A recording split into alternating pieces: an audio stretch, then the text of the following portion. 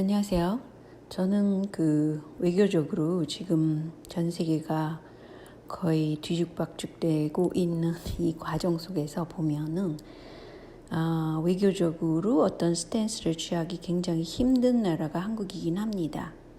그렇지만 한 나라의 대통령으로서 중국몽과 함께하겠다. 중국에 가서 이런 얘기를 했다는 거예요. 글쎄요. 이것은 바티칸의 압력에 의해서 그럴까요? 저는 일단 오엘리안 사회로 더 많이 들어가는 것에 반대하는 사람입니다. 그리고 둘째로 중국이란 나라는 아무리 중국이 크고 중요한 나라라 하더라도 이런 식으로 한국이 중간에 낀 나라로서 이렇게 얘기를 할 수가 있었을까? 도저히 납득이 안 가고요. 특히 선거에서 지난 총선에서 벌어진 각종 부정선거를 해놓고 양정철이 나서서 한국은 중국의 제도를 따르겠다라는 식으로 선언까지 한 것, 또 중국에서 많이 온 총선에 관여를 했던 것, 이런 것들을 생각했을 때는 거의 소름 끼치는 수준이라고 봅니다. 그런데 말이죠. 제가 동영상에도 설명했지만 중요한 것은 내년에 선거들이 이렇게 쫘르륵 있어요. 재보궐선거뿐 아니라 대통령 후보 선출까지 있는데 당내 경선에서 모바일이나 전화식을 모두 없애야 된다고 생각합니다. 현장 투표를 해서 공정하게 한다면 그래도 소위 우파 쪽에서도 공격할 그런 빌미를 적게 갖는 거죠. 그런데 이제 현재 한국은 가장 큰 현재 문제가 부동산 문제잖아요. 부동산 문제는 노무현 대통령 때도 나타난 것인데 국토부에 있는 사람들이 미리 플랜을 알고 있기 때문에 당시에도 투자를 많이 한 공직자들은 상당히 개인 자산을 축적했다고 그래요. 특히 이해찬 씨가 그랬다고 그 당시에 막 논란이 됐었는데 기억하시는지 모르겠네요. 근데 이제 세종시로 가야 되겠다. 부동산을 해결하기 위해서 라고 얘기를 하는데 행정도시를 세종시로 만들려고 하는 것은 플랜이 상당히 오래된 것이라고 생각합니다. 노무현 때부터 그랬다고 그러죠. 근데 세종시의 특색은 완전히 스마트 시티예요. 그래서 개인의 일거수일투족이 모두 모니터링 되는 그런 시티라고 그럽니다. 근데 이런 시가 이런 모습을 하고 있어요. 제가 페이스북에서 반응을 봤더니 이것은 뱀 모양이다. 왜 이렇게 뱀을 좋아하느냐? 뱀은 사탄의 상징이다. 그래서 이렇게 영광고리를 가지고 생각하는 사람들이 많더라고요. 그래서 과연 진짜 세종시로 옮기면서 이런 사탄, 저는 기독교 신자는 아니지만 그런 블랙의 그런 사회로 가는구나 라는 끔찍한 생각이 드는 거예요. 근데 서울주택 취득 외국인을 보니까 그 절반 이상이 중국인이다 이렇게 공격하는 사람들도 있더라고요. 그러니까 실상을 우리가 자료로 볼 수 없게 하는지도 모르죠.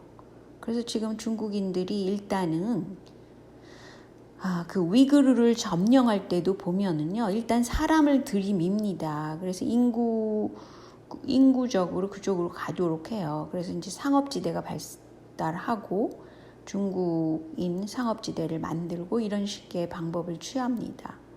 그래서 위구르 사태를 보더라도 한국을 중국인인지 정확한 거는 모르겠지만 이렇게 중국 사람들의 문화 속으로 가는 거는 아시아 문화가 비슷한 게 많으니까 그럴 수도 있지만 이렇게 실질적으로 그 경제권을 완전히 들이미는 것은 큰 문제가 있다고 봅니다. 그리고 특히 저는 중도 사태를 보고 놀란 건데 그 한국이라는 그 독자성을 갖지 못하도록 모든 과거의 문화도 없애버리는 쪽, 그리고 어떻게 하면 그 세계화 세력의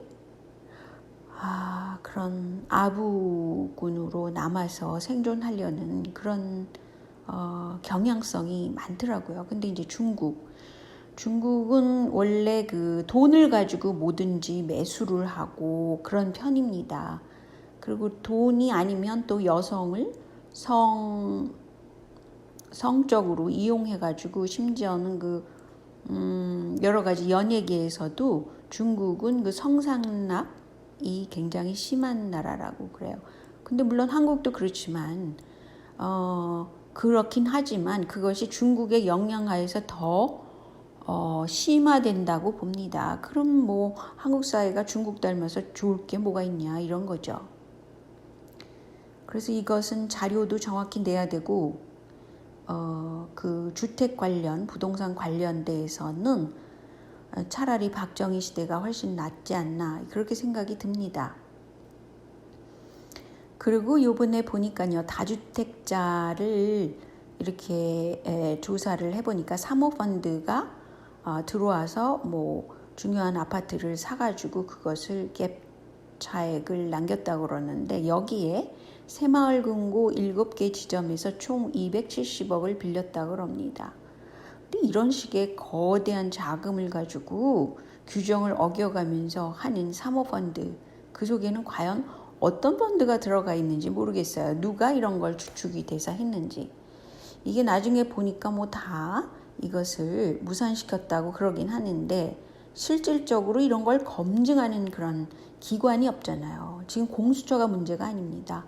금융의 그 공정성을 다루는 기관이 많이 생길수록 좋아요. 그러면 그만큼 그 검증 자료를 여기도 내고 저기도 내고 이런 식으로 그게 이제 인터넷에 있다 보면은 그 게임 국민들이 자발적으로 그런 걸 검증할 수 있도록 그 금융 관련, 돈의 흐름 관련을 명확히 할 수 있는 공적인 그런 어떤 뭐 제도를 믿을 수 없으니까 아무튼 그런 기관이 많아지기를 바랍니다. 그러니까 정부를 믿을 수가 없다는 거예요. 근데 이제 행정수도 이전 추진 소식에 세종시 집값이 이번 주에만 1%가 오르고 올 한 해 20% 넘게 뛰었답니다. 이게 나랍니까? 세상에. 이게 미리 만약에 행정수도 이전이 노무현 때 얘기가 돼서 추진을 하던 건데 그렇다면 그 철저하게 거기서 투자되는 집값에 몇 프로는 뭐 상한선으로 절대 넘기면 안 된다라든지 이게 미리미리 준비가 됐었어야죠. 20% 넘게 집값이 상승하도록 뭐 청약 같은 것도 막 상승시키고 그러겠죠. 이게 사실은 다 GDP인가 그 계산에 들어갈 수 있습니다. 건설업은. 그렇긴 하지만 이렇게 거품 경제를 가지고 일부러 만드는 거는 나중에 큰 문제가 있죠. 왜냐하면 이런 개인들의 집값이 다 대출 가지고 또 할 텐데 그것도 문제고 사모펀드 들어가는 것도 문제고 이런 거를 잡아낼 그런 검증 기관이 필요하다는 거죠. 그리고 또 한 가지는요. 부동산 대책이 2주째라 그러는데 그 이전 2달 전이니까 5월 달입니다. 방사광 가속기 유치 이런 걸 이제 타이틀을 딱 내요. 일단 그러면 갭 투자해라 이런 거랑 똑같죠. 그래서 충북 청주시 요새 충청도가 굉장히 이런 식으로 일부러 거품을 일으키는 게 있는데요. 갭 투자 광풍을 일으키는 겁니다. 그래서 아파트를 보지도 않고 사들이는 다주택자가 있는가 하면 법인들까지도 나타나게 되는 겁니다. 그런데 이런 사람들이 갑자기 이게 푹 꺼지면 어떻게 됩니까? 그러면 급매물이 없어지고 사고자 하는 바이어가 없어지니까 이 광풍이 푹 꺼지는 거죠. 그래서 이런 것들을 갭 투자 광풍이 나타나지 않는 시점으로 가도록 그 정책을 촘촘히 해놔야죠. 그 다음에 그런 걸 얘기를 하더라도 국회에서 뭐 하겠느니 말겠느니 여야가 진짜 여야인지도 모르는 그런 줄다리기를 해서 광풍을 불러일으킬 게 아니라 이런 것은 글쎄요, 이렇게 그 언론에 먼저 터뜨려서 일단 갭 투자를 하게 하는 것, 이건 큰 문제가 있다고 생각합니다. 그리고 저는 이렇게 비록 그 행정 도시지만 이렇게 이동하는 것에 반대합니다. 저 뱀을 되게 싫어하거든요. 자, 여기까지만요. 안녕히 계세요.